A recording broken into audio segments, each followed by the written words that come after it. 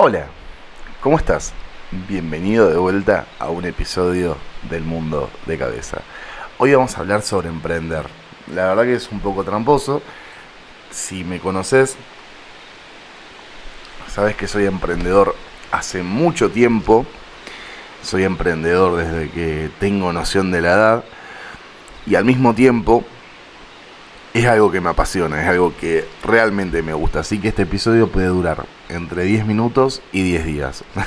Ese va a ser más o menos el tiempo en el cual vamos a manejar el episodio de hoy. Emprender. ¿Qué carajo es emprender? Mucha gente se pregunta qué es emprender. Más hoy en día donde emprender es, por suerte, es palabra corriente. Emprender hay... Mira, yo creo que para empezar a hablar de lo que es emprender, primero hay que definir la palabra de empresario, ¿sí? Porque es un derivado. Emprender es un derivado de empresario. Empresario es persona que le resuelve problemas a otras personas a cambio de dinero, ¿sí? Algo así como un sofista moderno. Si no sabes qué eran los sofistas, eran filósofos de la antigua Grecia, los cuales vendían su conocimiento a otras personas para determinados debates, para prepararlos para determinados debates. Los sofistas son una rama de la filosofía bastante criticados justamente porque se los toma de manera peyorativa por vender sus conocimientos. Volvamos sobre el empresario. Entonces, empresario es persona que le resuelve problemas a otra persona a cambio de dinero, ¿sí? A cambio de una contraprestación. Emprender está relacionado a la definición de empresario, pero para hablar exactamente de lo que es emprender tenemos que profundizar un poco sobre ese tema, ¿sí? A mi forma de ver las cosas, emprender es soñar, emprender es animarse a hacer todo aquello que siempre quisimos ser y lo que la sociedad muchas veces no nos permite ser. Y cuando hablo de sociedad, hablo específicamente y en muchas ocasiones de hasta nuestro propio círculo. Y en esto, sin ser autorreferencial, me permito la libertad de poder serlo un poquito en este momento. Yo recuerdo cuando empecé a emprender, que yo emprendí con los mates, mucha gente de mi familia me veía básicamente como un hippie, porque me decía, flaco, estás estudiando Derecho y te pusiste a vender mates. Y me tomaban como un artesano, básicamente. Pero para mí, vender mates nunca fue el fin. Fue el medio para llegar al fin. Más allá que vender mates me apasionaba, realmente me gustaba. El mate tiene una connotación para mí, un significado muy fuerte. No nos vamos a meter en eso. Entonces, mi círculo me veía de reojo. Me decía, flaco, ¿qué estás haciendo? Pero para mí siempre fue el medio para lograr todo eso que yo siempre soñé. ¿Y qué fue lo que yo siempre soñé? La libertad financiera. ¿Qué es la libertad financiera? Hoy muchas veces creo que se confunde libertad financiera con ser multimillonario. Para mí no tiene un carajo que ver. La libertad financiera es básicamente ser libre a la hora de tomar decisiones económicas. Es decir, ¿te querés comprar un auto? Poder comprarte un auto. ¿Te querés ir de viaje? Poder irte de viaje. Cada uno va a tener una libertad financiera en relación a sus propios parámetros de libertad financiera. ¿A qué quiero hacer referencia con esto? ¿A qué me refiero?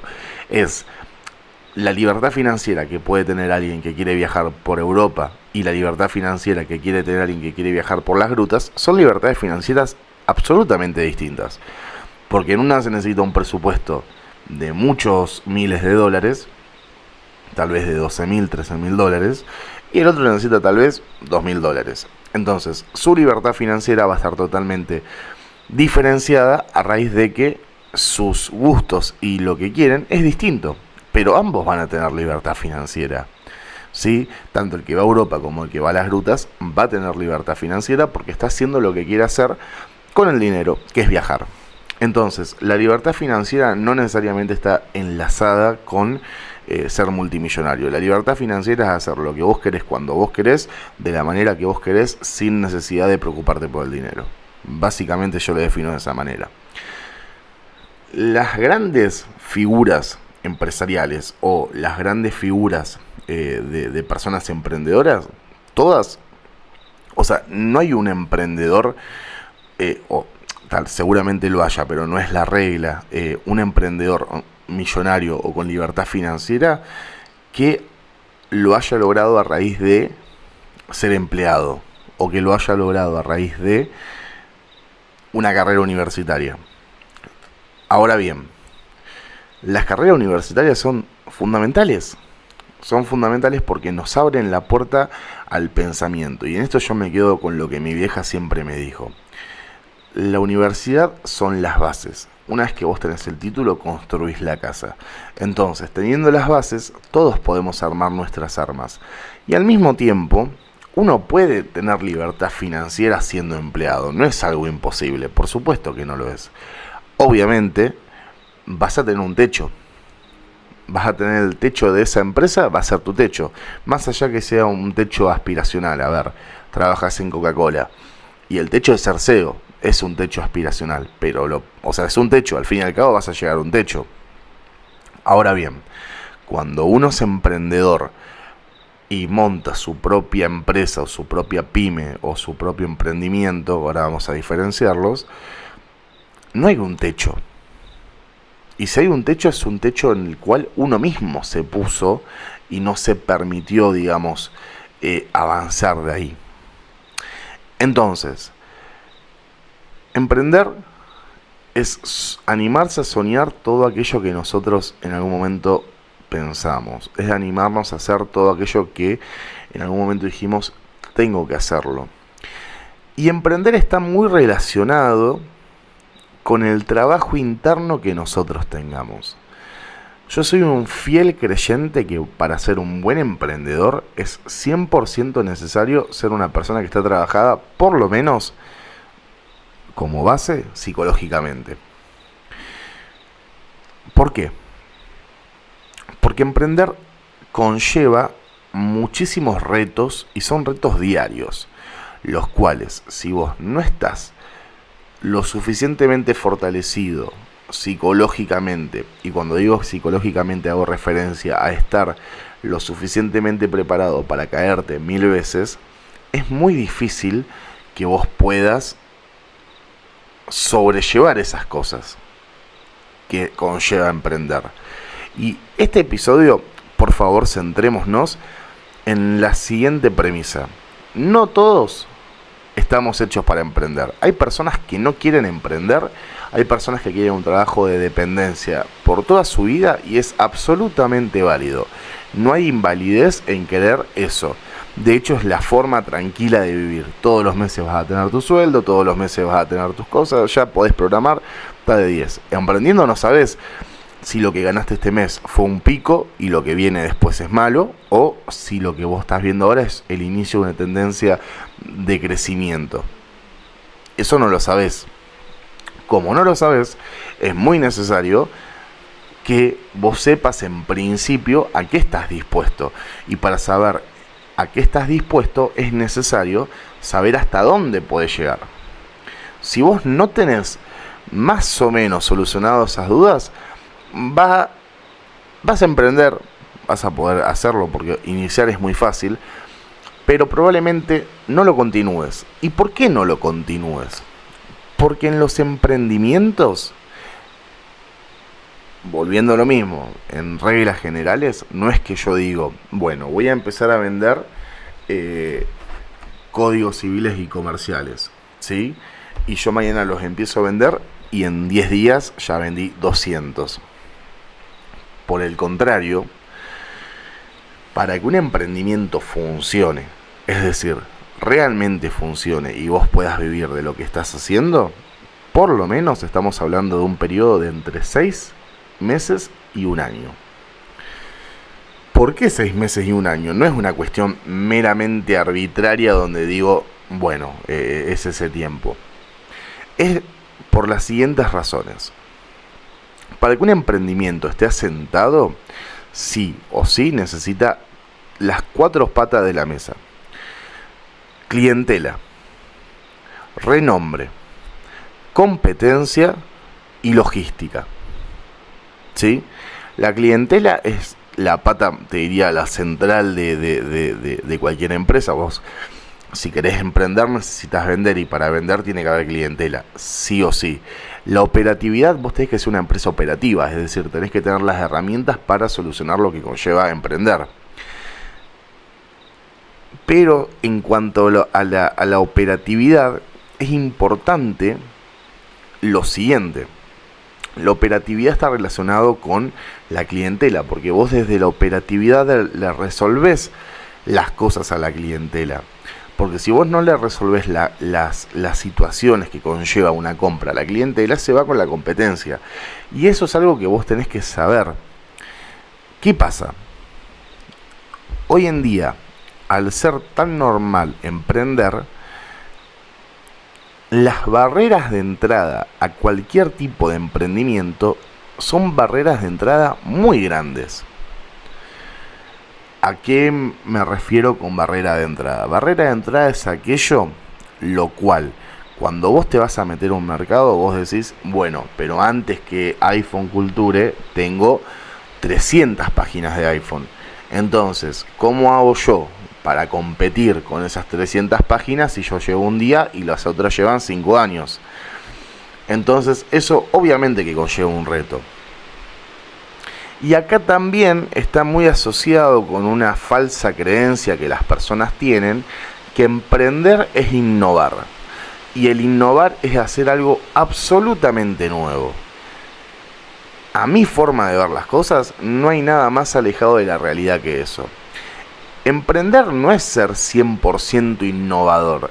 A ver, no es que este mate ahora yo le digo tapa, y a la bombilla, en vez de decirle bombilla, le digo bombi, y las hago totalmente distintas. Porque para hacer eso lo podrías hacer, pero lo que vas a tener que hacer es un doble trabajo. Primero, inventarlo y hacerlo, y segundo, educar a los clientes de que eso que ellos conocían como mate y bombilla ya no es mate y bombilla, y es tapa y bombi. Entonces es más trabajo. Ahora bien, si vos te metes en el nicho de mates, lo que sí podés hacer es, bueno, tenés una barrera de entrada grande, perfecto. Lo que se hace, y lo que es muy importante, que si vos estás por entrar a un negocio el cual tiene mucho ya que lo hagan, es hablarle a todos. No le hables pidiéndoles consejo ni nada, porque generalmente no sucede. Pero sí hablarle para a qué precios tiene, a ver cuánto tiempo tarda en responderte, cuántos seguidores tiene, cómo comunica, cuántos sorteos hace, cómo lo hace. Desde Meta, fíjate qué tipo de publicidad hace. Entonces, a raíz de eso, lo que vos vas a hacer es empezar a entender cómo tu competencia empieza a hacer las cosas. A raíz de eso vos tenés dos formas. Uno, y como hablábamos en el podcast del día sábado, si vos querés ser como Federer, entrená como Federer, caminá como Federer, pegarle la pelota como Federer, desayuná lo que desayuna Federer. Lo mismo lo hacemos en cuanto a emprender. Eso se llama técnica de acople. Es decir, vos todas las cosas que hace el empresario exitoso, te acoplas a eso y lo vas siguiendo. Por ejemplo, con los mates, yo fui el primero en Neuquén en hacerlo, en Neuquén capital. Y cuando nosotros lo hicimos, fuimos los únicos. Es decir, la vimos en términos actuales. Verla te da una ventaja, que vos tenés un tiempo donde estás solo y no hay nadie más que lo haga, ¿sí? Nosotros tuvimos un periodo de gracia de 3 meses donde fuimos los únicos. Pasados esos 3 meses, pasamos de ser nosotros la única página a que hayan más de 6 páginas. Fíjate cómo todos se acoplan a la idea. Entonces, ser el primero en verla es una genialidad, porque vas a tener un tiempo de gracia. ¿Te determina el éxito? Para nada. Porque lo que vos estás haciendo, otras personas lo van a ver, se van a sentir inspirados en vos, o van a sentir que lo pueden hacer mejor que vos, y tu lugar de soledad va a dejar de ser tal, y van a entrar nuevas personas al mercado. Cuando entran nuevas personas al mercado, vos ahí recién te podés llamar un emprendedor hecho y derecho. Vas a empezar a competir. Y cuando empieces a competir, vas a tener que competir en precio, en operatividad, en tiempo de entrega, en descuentos, en ofertas. Y ahí es donde la cosa se pone linda. Ahí es cuando la cosa... De hecho, esa competitividad te hace crecer un montón. Por ejemplo, nosotros siempre fuimos de Neuquén los que más seguidores tuvimos. Hasta que vendimos el fondo de comercio. Pero nosotros teníamos una competitividad poco sana, pero una competitividad al fin, con mates patagónicos. Entonces, Mates Cultura y Mates Patagónicos eran las dos páginas referentes de la zona. Mate Patagónico habiendo entrado al mercado mucho tiempo después porque nos vieron a nosotros. De hecho, Mates Patagónicos hizo algo que me parece muy interesante, que es, cuando Mates Cultura hacía un sorteo, ellos hacían uno. Cuando Mates Cultura sorteaba un sorteo express, ellos hacían uno. Cuando Mates Cultura hacía una promoción, ellos hacían la promoción. Se acoplaron, la técnica de acoplo, y lo hicieron perfecto, porque la gente, cuando veía que había un sorteo, todos lo compartían, le llegaba seguramente al dueño de esa página, decía, si lo está haciendo Mates Cultura, lo vamos a hacer nosotros. Y eso es otra manera de competir. Si nosotros sorteábamos 100.000, ellos sorteaban 100.001, porque ellos tenían un tiempo de más que nosotros no teníamos. Entonces siempre íbamos en una competencia, digo poco sana, porque yo intenté hablar con ellos, porque creo que eran dos, para que juntos podamos también tener precios más competitivos para las personas. Y bueno, no quisieron juntarse a tomar unos mates. Pero si lo hubiéramos hecho, la historia también hubiera sido mucho más sana y hubiera estado también bueno para todas las personas. Pero bueno, en cuanto a la acopla, ahí tenés un ejemplo perfecto en donde una página chiquita como era Mates Patagónicos se acopló a Mates Culture. Luego, cuando nosotros vendimos mates del fondo de comercio de Mates Culture, quien lo compró la chocó, hizo un desastre, y de hecho la vendimos va a ser ahora un año, de Mates Cultura, el fondo de comercio, y está con la misma cantidad de seguidores, tipo no creció ni un seguidor. Entonces eso claramente te está hablando de un muy mal manejo, por lo menos de marketing. Desconozco la parte operativa respecto a las ventas, pero bueno, supongo que si el marketing le fue tan mal, en la parte operativa no debe haber sido distinto. Y esa es otra forma también, crear páginas páginas potentes que marquen un antes y un después, porque Mates Cultura marcó un antes y un después, para luego vender el fondo de comercio. Porque, por ejemplo, yo arranqué Mates Cultura con 500 pesos, 250 pesos de Camila y 250 pesos míos. Y la vendí más o menos en $12.000 la página. Lo cual te da un crecimiento de la página en 3 años de casi el 400% financieramente. Siempre hay que hablar de manera financiera, ¿no?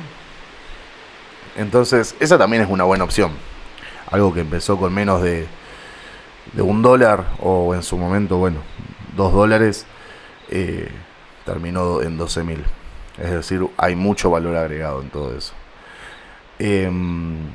También otra cosa que creo que los emprendedores debemos formarnos, porque los emprendedores cuando arrancamos somos community manager, contadores, somos proveedores, hacemos envíos, somos quienes hacemos atención al cliente, somos recursos humanos, somos SEO.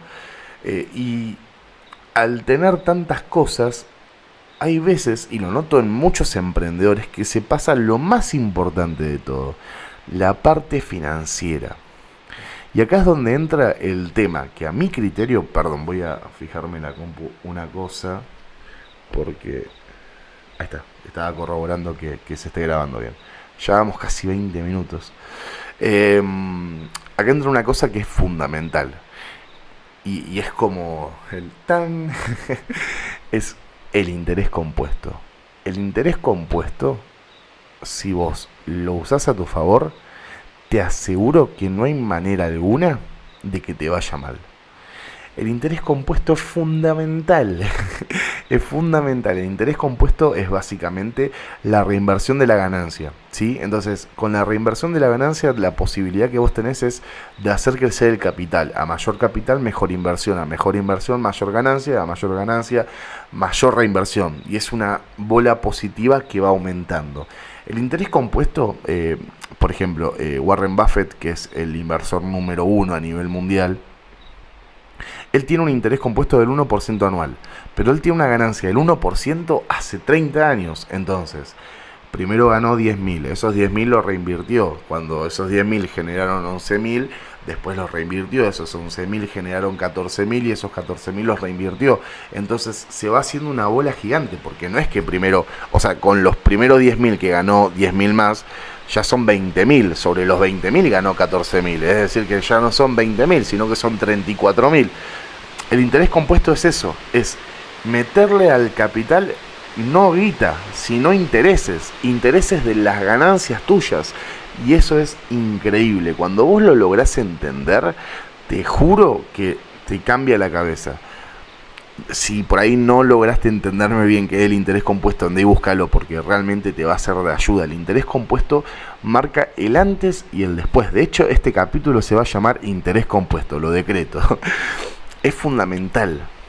Por ejemplo, nosotros cuando arrancamos con los iPhone, arrancamos más o menos con un capital de... Eran 2 iPhone SE, así que ponele que serían $600. Esos $600 los convertimos en casi $200.000. ¿Y cómo los convertimos en casi $200.000? Básicamente por el interés compuesto, porque nunca se sacó un peso de la primera inversión. Sobre la primera inversión tenés una segunda, tenés la ganancia. Sobre ese total vos le metiste más. Te lo hago aún más sencillo, mira. Tenés 2 iPhone SE, ¿sí? Sobre esos 2 iPhone SE, supongamos que cada uno te da una ganancia de $100.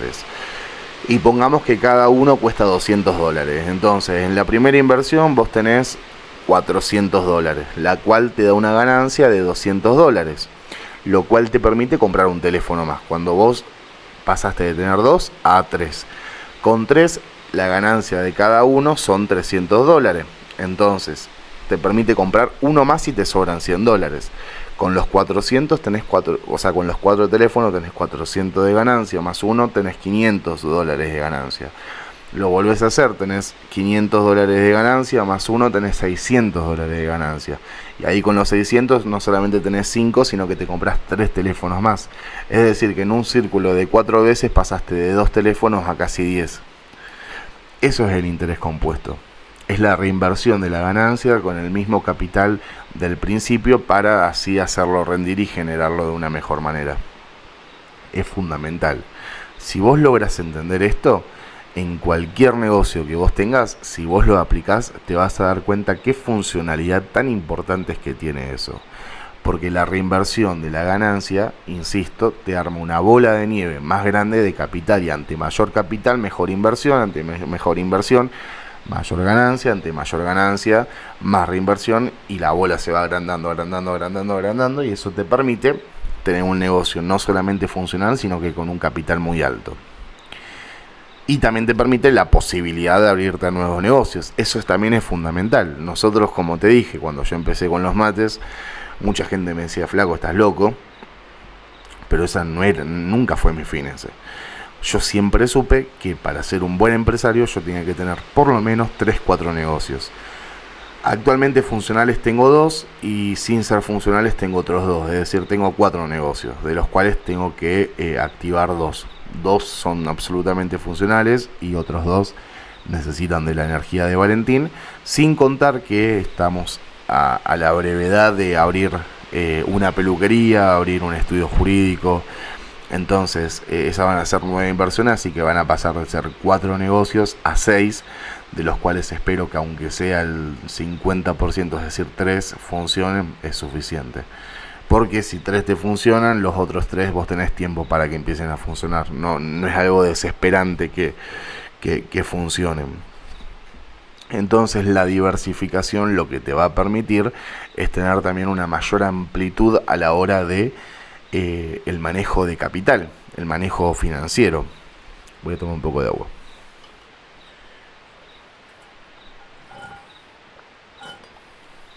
me quedé sin. El manejo financiero, entonces, a mayor cantidad de negocios, más ingresos, a mayores ingresos podés distribuir. Lo importante es siempre tener una vaca lechera, se le dice, que es el negocio que es 100% funcional. Sobre la vaca lechera vos sacás un poco de leche para invertir en otros lugares y hay otro poquito de leche que la volvés a invertir en la misma vaca y otro chiquitito, 25% como mucho, lo usas en tu vida privada. Siempre esos son los márgenes, o sea, los márgenes sanos son un 65% de reinversión, un 25%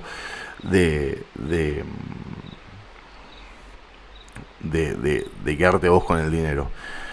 Entonces, sobre eso, y después hay un 10% que generalmente te lo dicen para que se invierta en la bolsa o en trading.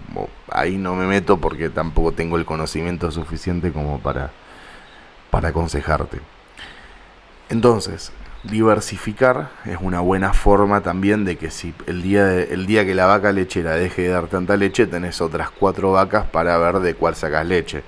Y así también te vas manejando respecto a cuál es la más y menos funcional. Y también vas armándote nuevas armas. Cuando diversificás, corres un peligro, que es un peligro que mucha gente que se ha abierto a nuevos negocios me lo ha contado, que es el síndrome del impostor. El síndrome del impostor es un síndrome que es muy conocido por quienes emprendemos, porque cuando vos emprendés ves que un montón de otras personas también lo hacen, y cuando vos sos exitoso en lo que haces, un poco tenés esa culpa de decir por qué yo lo logré y el otro no lo logró. ¿Qué fue lo que me diferenció a mí de quien no lo logró? Por ejemplo, cuando yo empecé fuerte con los... O sea, fuerte no, pero cuando empecé ya a moverme un poco más con los iPhones, conocí a 2 personas que tenían una casa de reparación que también vendían iPhones. Y yo decía, quiero ser ellos. Tienen todo el negocio armado. Hoy ellos ya no existen y nosotros somos la página más grande de Neuquén.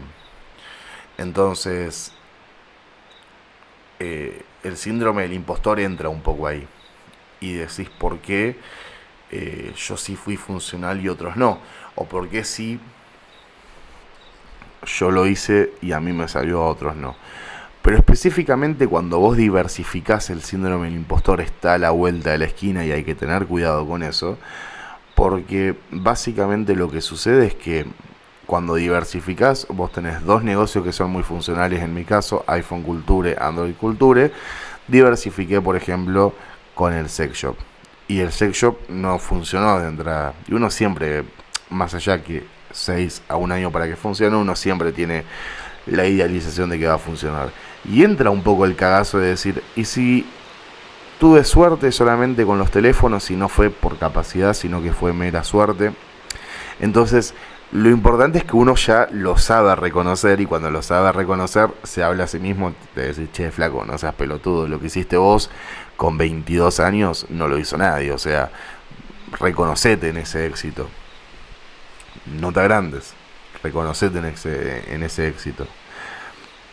Entonces el síndrome del impostor siempre está ahí a la vuelta de la esquina, y no solamente el síndrome del impostor, sino la cantidad de personas que cuando vos sos exitoso quieren que te vaya mal.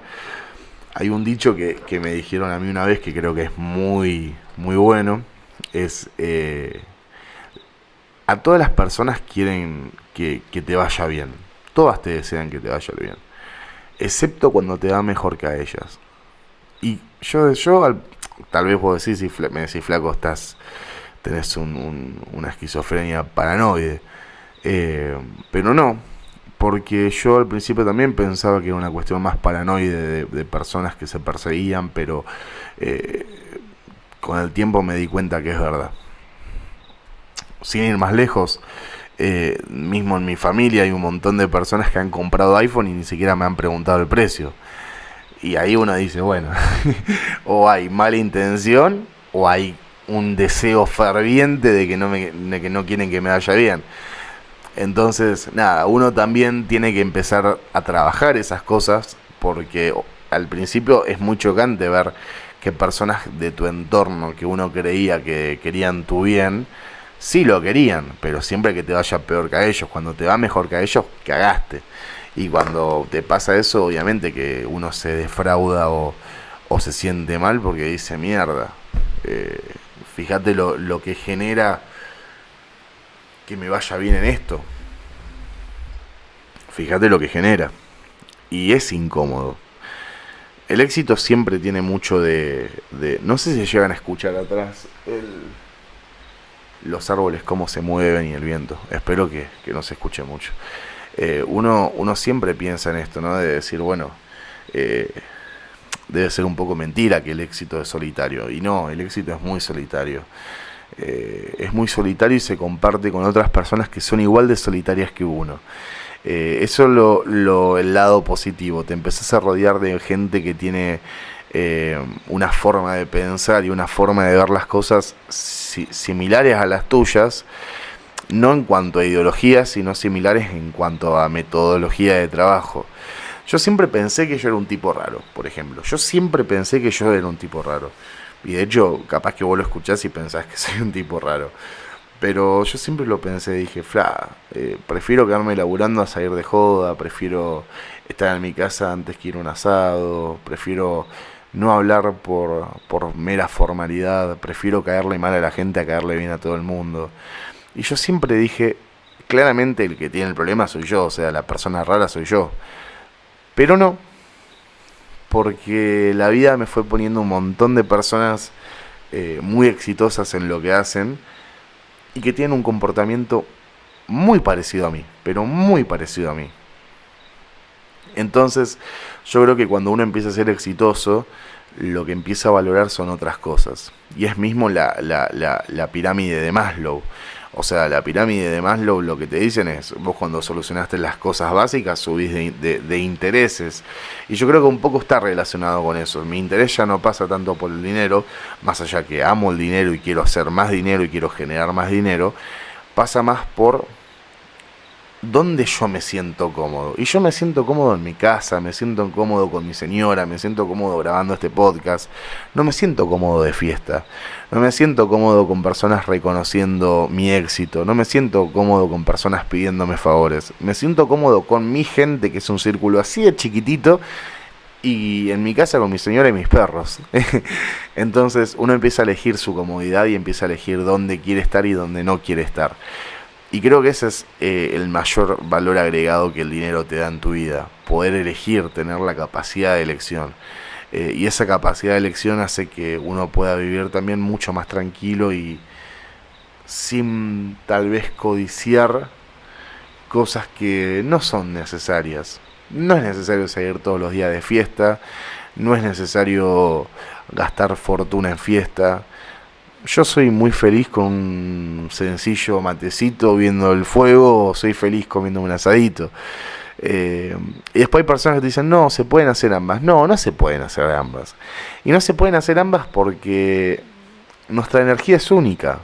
Tu energía es única, mi energía es única. Y si empezamos a compartir nuestras energías con cualquier persona en cualquier ámbito, lamentablemente esa energía se va drenando de a poquito. Y llega un punto donde ya drenaste mucha energía y ¿cómo haces para recuperar toda esa energía? Entonces, creo que es mucho más conveniente y mucho más productivo y mucho más beneficioso esa energía usarla para cosas más interesantes, tales como leerte un libro, compartir un pensamiento con tu persona cercana. Pero bueno, son elecciones. Y yo sé que yo soy el raro, o sea, de hecho lo hablaba hace poco con, como digo siempre, mi mentor y que lo nombro siempre, Matías Noaco. ¿Para qué ir a lugares donde uno no se siente cómodo? No tengo por qué hacerlo, no quiero hacerlo. Entonces, después la vida te va poniendo en lugares donde vos sí te pones cómodo, porque vos estás energéticamente predispuesto a recibir eso. Y esto, emprender, tiene muchísimo de eso. Estar predispuesto al éxito es fundamental, estar predispuesto a las cosas positivas es fundamental, estar predispuesto a todo aquello que nos hace bien es fundamental. Porque porque el universo nos da lo que nosotros aspiramos, nos da lo que nosotros deseamos, nos da lo que nosotros vibramos. Y a raíz de eso, empezamos a ser personas más abundantes. Obviamente que esto tiene que estar totalmente acompañado de trabajo. O sea, vos verás las ojeras que tengo. Yo trabajo de 8 de la mañana a 1, 2 de la mañana. O sea, mi vida se pasa trabajando. Y eso es lo que yo disfruto. Hay gente que dice, no, yo quiero trabajar 4 horas. Y está re bien, es súper válido eso. Nadie puede desvalorizar a alguien que quiere trabajar 4 horas y pasar 3 horas en el río. Está re bien. Yo no podría. Y es valiente reconocerte en el no poder, como también es valiente reconocerte en el no poder llevar la vida que yo llevo y digas, flaco, lo que vos haces es insano, y probablemente lo sea, pero yo lo disfruto. Entonces deja de ser insano, porque yo lo disfruto, soy feliz con esto que hago. Y eso es para redondear un poco, porque se nos fue de la mano el tiempo. De hecho podría estar horas más hablando, pero bueno, vamos a redondear en este concepto. Emprender es hacer eso que nosotros podemos disfrutar.